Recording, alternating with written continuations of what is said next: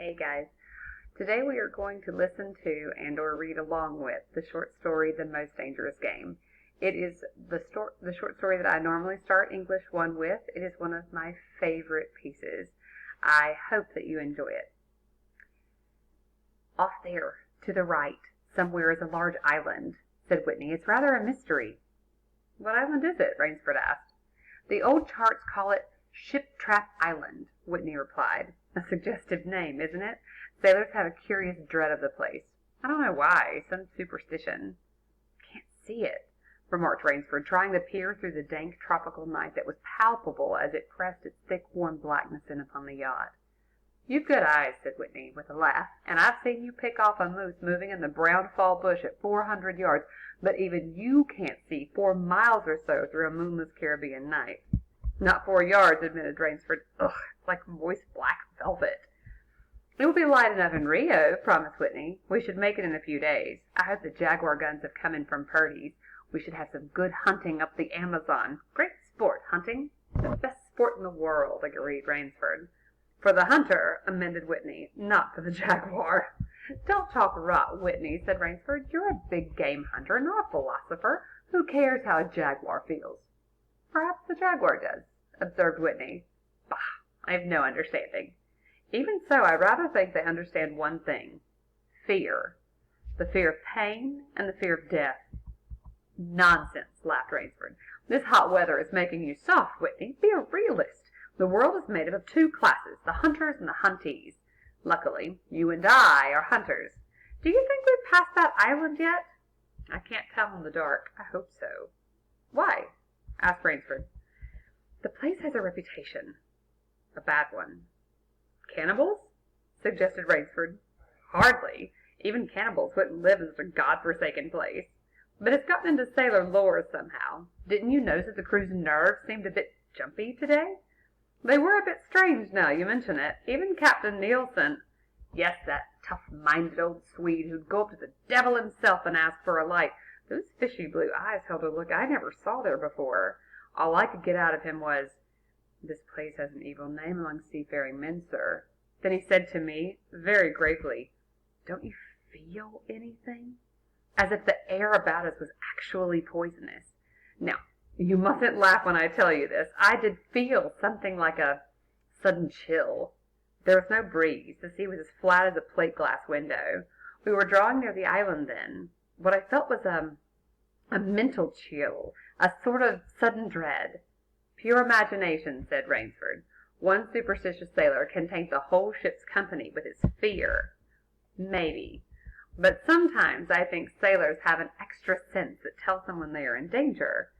Sometimes I think evil is a tangible thing, with wavelengths just as sound and light have. An evil place can, so to speak, broadcast vibrations of evil. Anyway, or anyhow, I'm glad we're getting out of this zone. Well, I think I'm going to turn in now, Rainsford. I'm not sleepy, said Rainsford. I'm going to smoke another pipe up on the afterdeck. Good night, then, Rainsford. See you at breakfast. Good night, Whitney. There was no sound in the night as Rainsford sat there but the muffled throb of the engine that drove the yacht swiftly through the darkness, and the swish and ripple of the wash of the propeller. Rainsford, reclining in his steamer chair, indolently puffed on his favorite briar.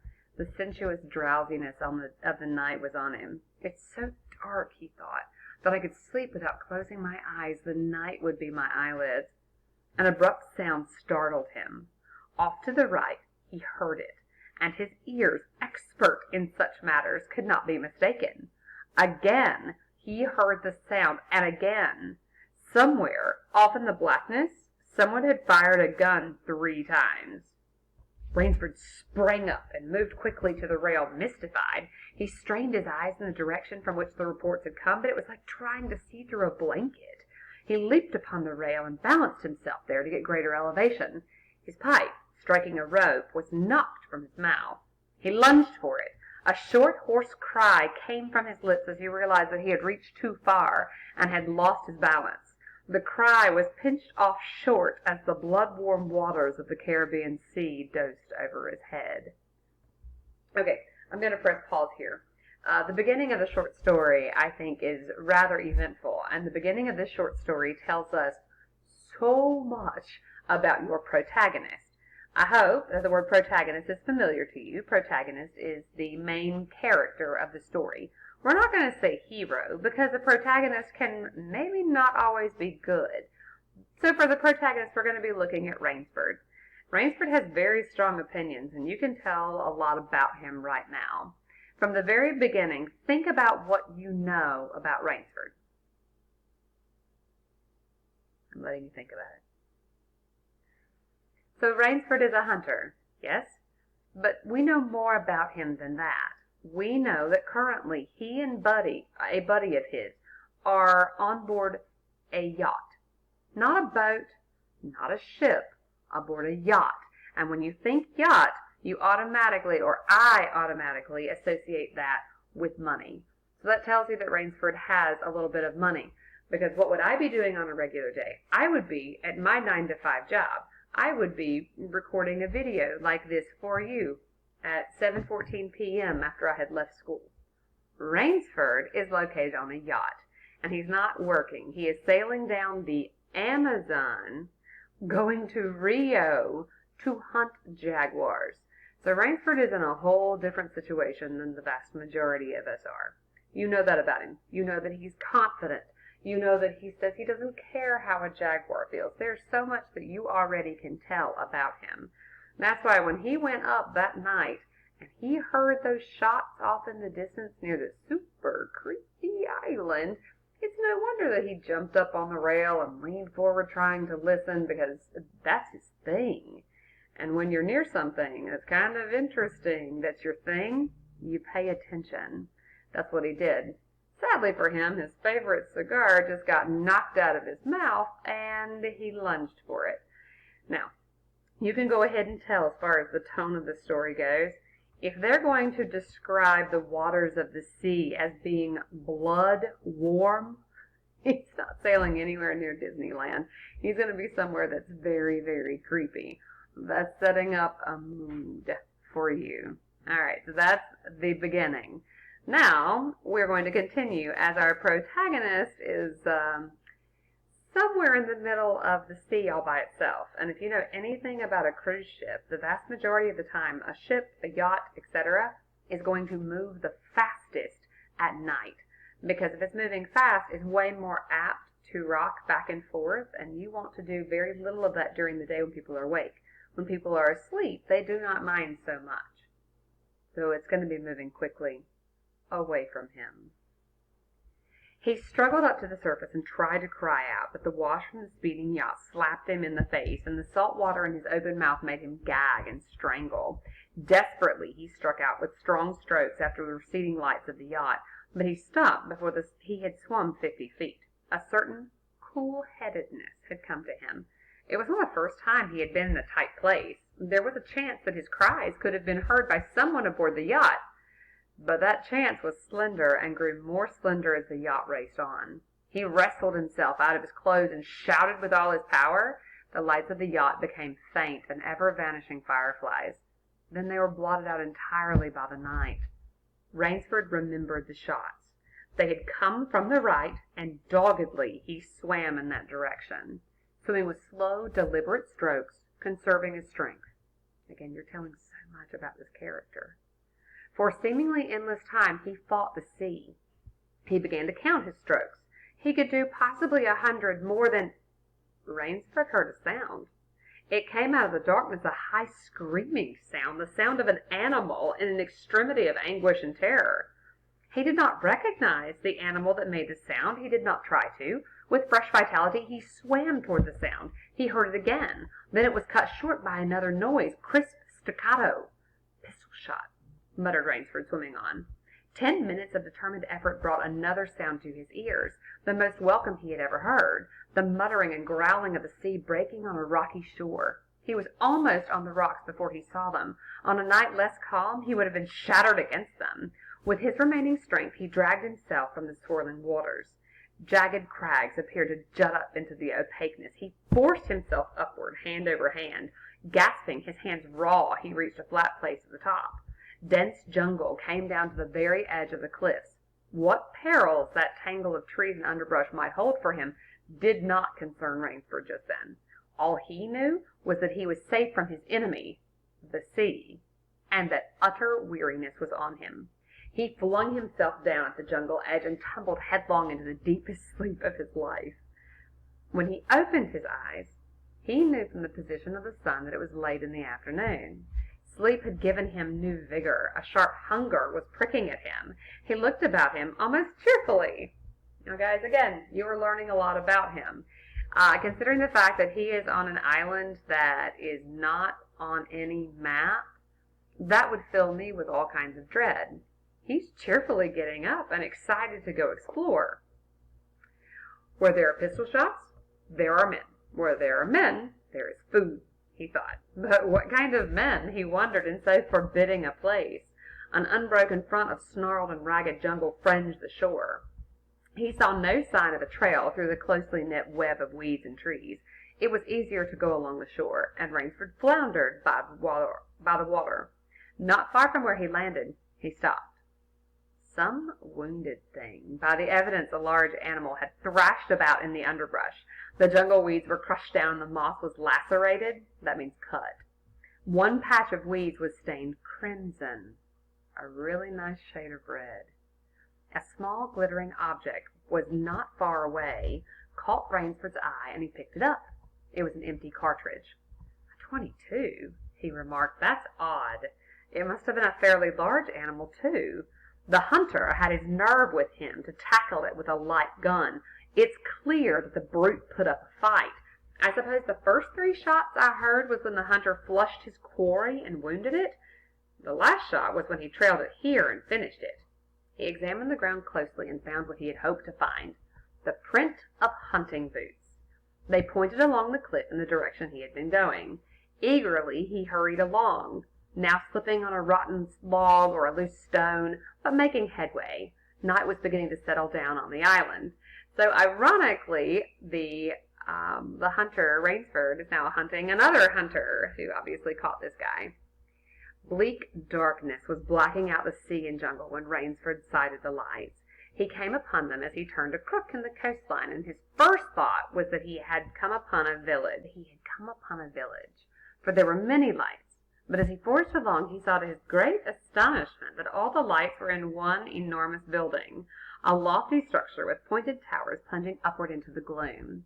His eyes made out the shadowy outlines of a palatial chateau.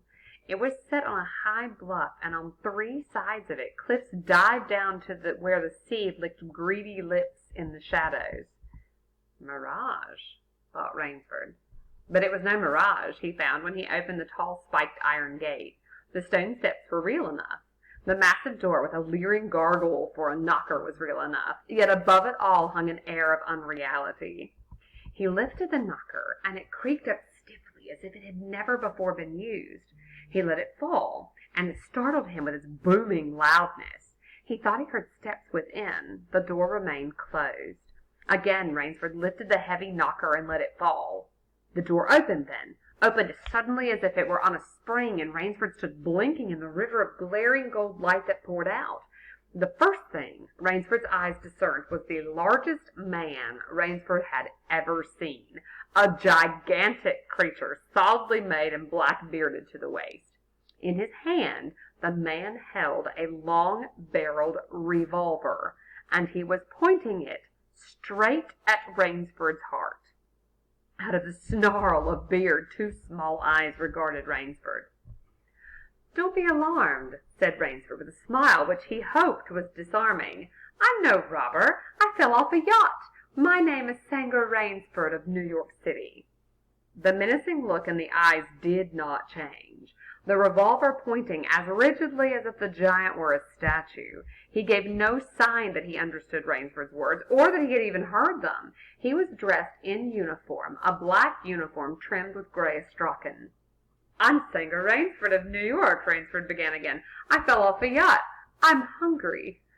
The man's only answer was to raise with his thumb the hammer of his revolver. Then Rainsford saw the man's free hand go to his forehead in a military salute, and he saw him click his heels together and stand at attention. Another man was coming down the broad marble steps, an erect, slender man in evening clothes. He advanced to Rainsford and held out his hand. Okay, a couple things. Item 1. He is currently on an island that is not located on any map. He was brought there by the sound of gunfire. Once he gets there, he tracks a hunter through the jungle and comes to a palatial chateau. Not a house, not a shack, not a cabin, a chateau. Think walking through the woods and coming upon Beauty and the Beast castle. The Beast Castle. That's what he just found in the middle of nowhere where regular normal people don't even know it exists. 1. 2. Again, we're learning a whole lot about Rainsford.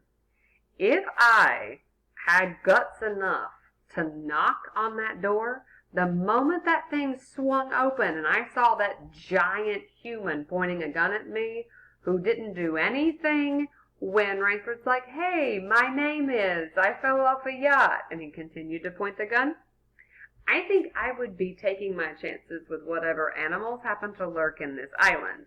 That is not the way that Rainsford is operating.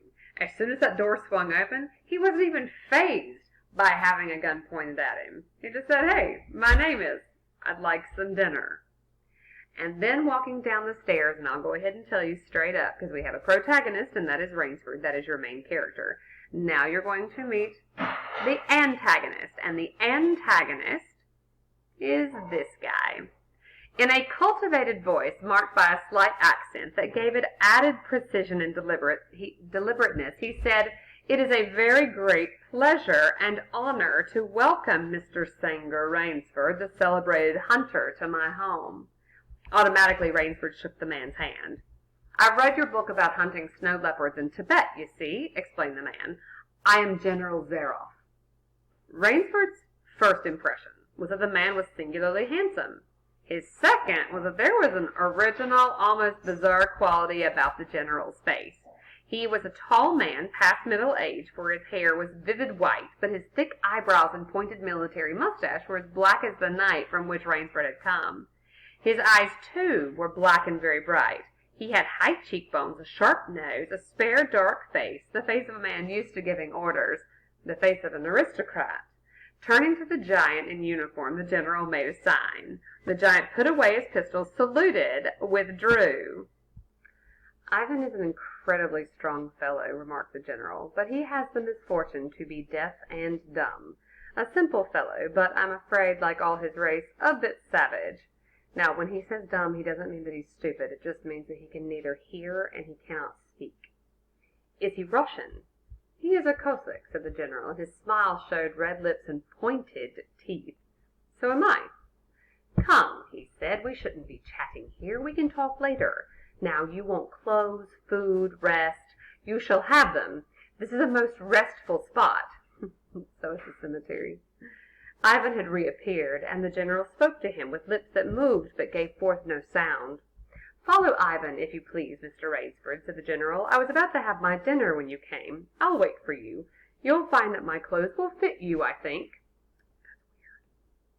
It was to a huge beam-ceilinged bedroom, with a canopied bed big enough for 6 men that Rainsford followed the silent giant.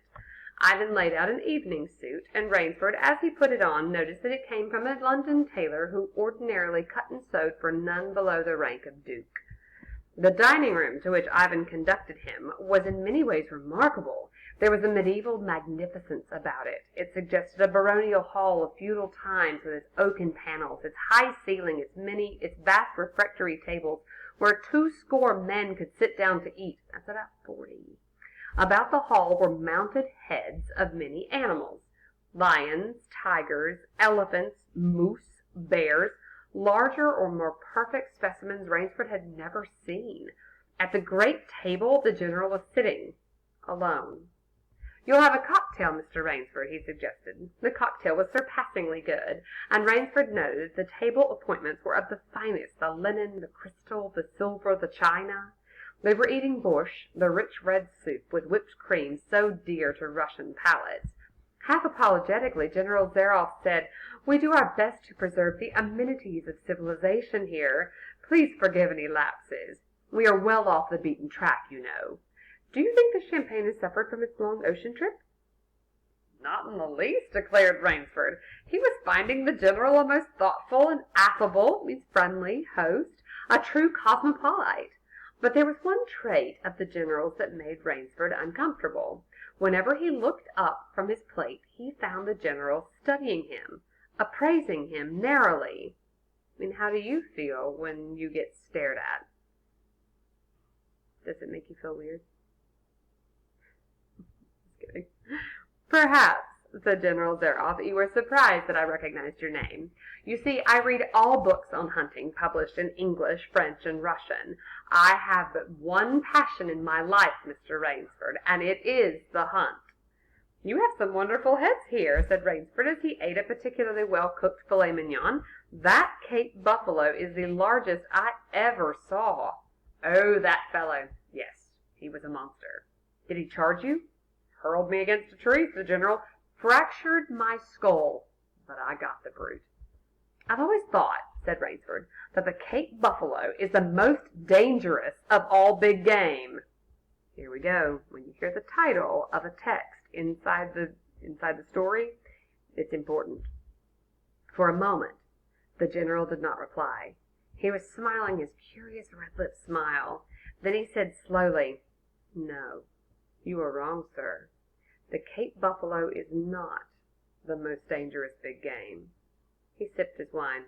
"Here in my preserve on this island," he said in the same slow tone, "I hunt more dangerous game." Rainsford expressed his surprise. "Is there big game on this island?" The General nodded. "The biggest." "Really?" "Oh, it isn't here naturally, of course. I have to stock the island." "What have you imported, General?" Rainsford asked. "Tigers?" The General smiled. "No," he said. "Hunting tigers ceased to interest me some years ago. I exhausted their possibilities, you see. No thrill left in tigers, no real danger. I live for danger, Mr. Rainsford." The General took from his pocket a gold cigarette case and offered his guest a long black cigarette with silver tip. It was perfumed and gave off a smell like incense. "We will have some capital hunting, you and I," said the General. "I shall be most glad to have your society." "But what game?" began Rainsford. "I'll tell you," said the General. "You will be most amused, I know. I think I may say in all modesty that I have done a rare thing. I have invented a new sensation. May I pour you another glass of port?" "Wine." "Thank you, General." The General filled both glasses and said, "God makes some men poets. Some he makes kings, some beggars. Me he made a hunter. My hand was made for the trigger, my father said. He was a very rich man with 250,000 acres in the Crimea, and he was an ardent sportsman.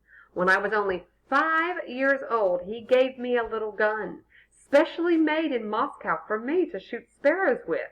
When I shot some of his prize turkeys with it, he did not punish me. He complimented me on my marksmanship." Guys, that's equivalent to giving a gun to a kindergartner. "I killed my first bear in the Caucasus when I was 10. My whole life has been one prolonged hunt. I went into the army. It was expected of noblemen's sons, and for a time commanded a division of the Cossack cavalry. But my real interest was always the hunt. I have hunted every kind of game in every land. It would be impossible for me to tell you how many animals I have killed." The General puffed at his cigarette. "After the debacle in Russia, I left the country." The debacle he would be talking about is Tsar Nicholas II being taken out of power and his entire royal family executed. That's the debacle. "I left the country, for it was imprudent, or unwise, for an officer of the Tsar to stay there. Many noble Russians lost everything. I, luckily, had invested heavily in American securities, so I shall never have to open a tea room in Monte Carlo or drive a taxi in Paris. Naturally, I continue to hunt. Grizzlies in your Rockies, crocodiles in the Ganges, rhinoceroses in East Africa. It was in Africa the Cape buffalo hit me and laid me up for 6 months. As soon as I recovered, I started for the Amazon to hunt jaguars, for I had heard they were unusually cunning." "They weren't." The Cossack sighed. They were no match at all for a hunter with his wits about him and a high-powered rifle. I was bitterly disappointed. I was lying in my tent with a splitting headache one night when a terrible thought pushed its way into my mind. Hunting was beginning to bore me, and hunting, remember, had been my life. I have heard that in America businessmen often go to pieces when they give up the business that had been their life. Yes, that's so, said Rainsford. Please note, at no point did Rainsford say, "Oh, I was heading to the Amazon to hunt jaguars." He doesn't do it. He keeps his mouth shut, and he listens as General Zaroff monologues for a while. The general smiled. "I had no wish to go to pieces," he said. "I must do something. Now, mine is an analytical mind, Mr. Rainsford. Doubtless that is why I enjoy the problems of the chase." "No doubt, General Zaroff." "So," continued the general, "I have asked myself why the hunt no longer fascinated me. You are much younger than I am, Mr. Rainsford, and have not hunted as much, but you perhaps can guess the answer." "What was it?" "Simply this. Hunting had ceased to be what you call a sporting proposition. It had become too easy. I always got my quarry. Always. There is no greater bore than perfection." The general lit a fresh cigarette. "No animal had a chance with me any more. That is no boast. It is a mathematical certainty. The animal had nothing but his legs and his instinct. Instinct is no match for reason. When I thought of this, it was a tragic moment for me. I can tell you." Rainsford leaned across the table, absorbed in what his host was saying. "It came to me as an inspiration what I must do," the general went on. "And that was?"